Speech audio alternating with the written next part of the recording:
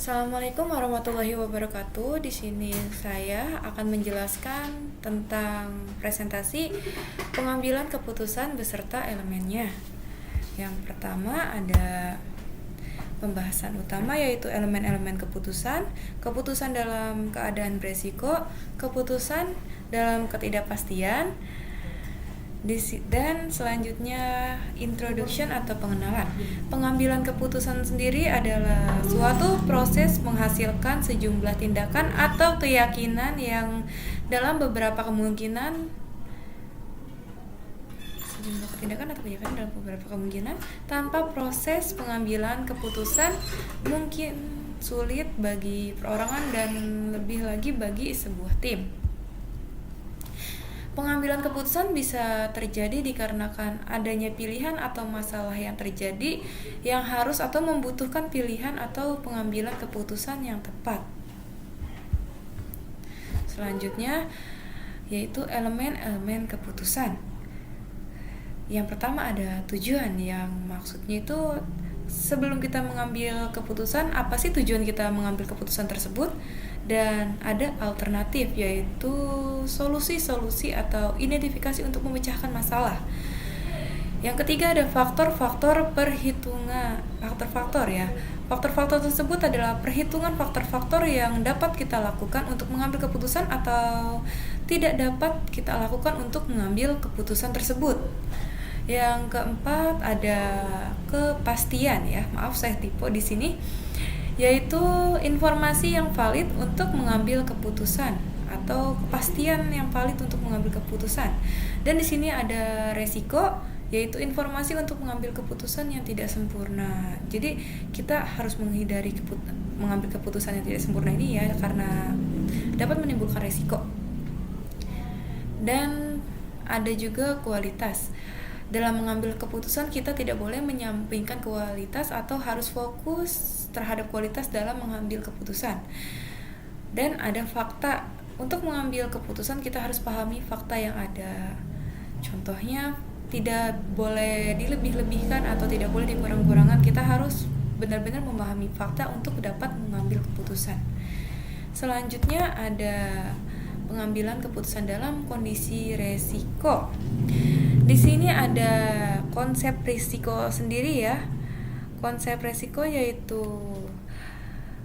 resiko adalah kesempatan timbulnya kerugian.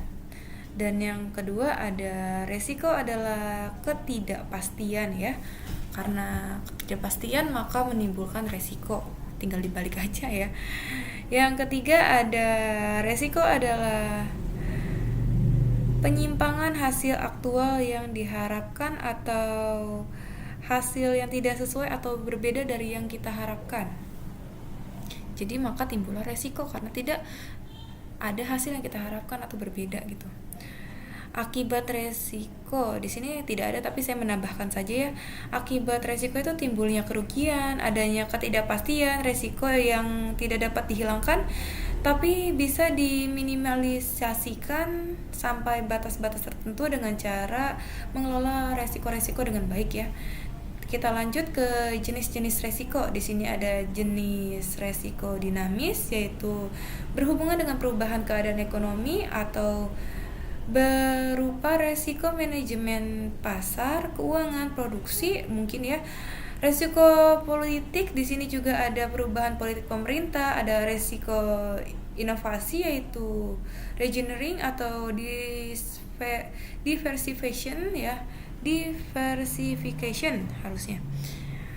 Dan di sini ada resiko yang statis. Resiko statis ini berhubungan dengan keadaan ekonomi yang statis, yaitu terdiri dari resiko fundamental menyangkut banyak rakyat, resiko khusus yaitu menyangkut perorangan atau resiko murni yang sifatnya alami.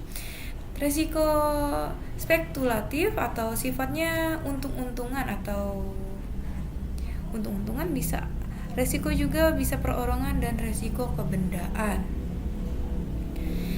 Syarat dan kondisi resiko. Di sini ada alternatif tindakan fleksibel atau yang dapat kita lakukan gitu. Dan ada kemungkinan kejadian yang tidak pasti dengan masing-masing nilai probabilitas.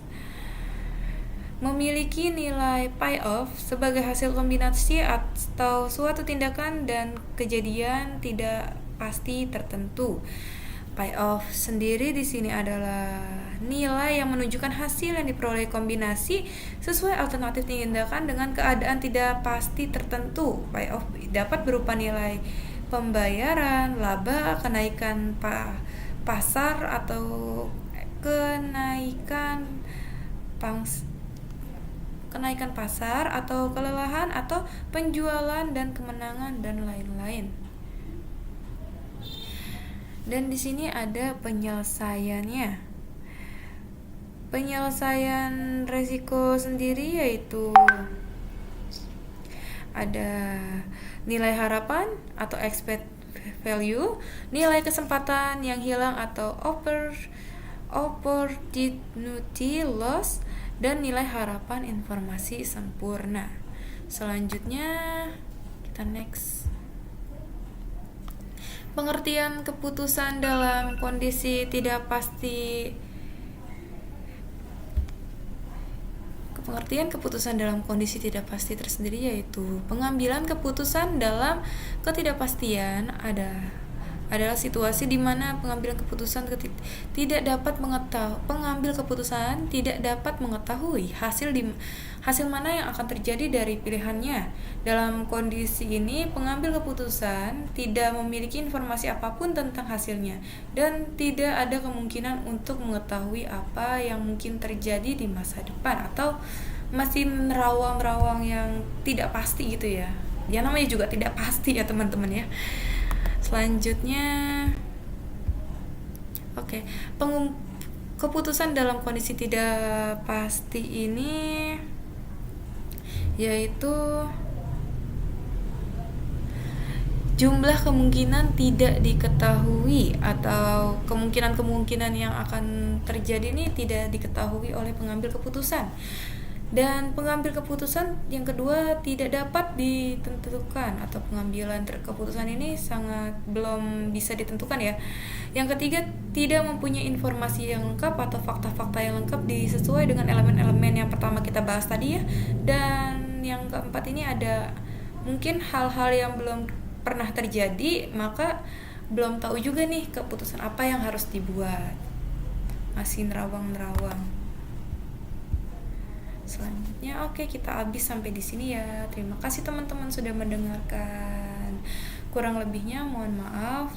Bisa kalian cari-cari lagi ya kalau misalnya ada kurang-kurangnya.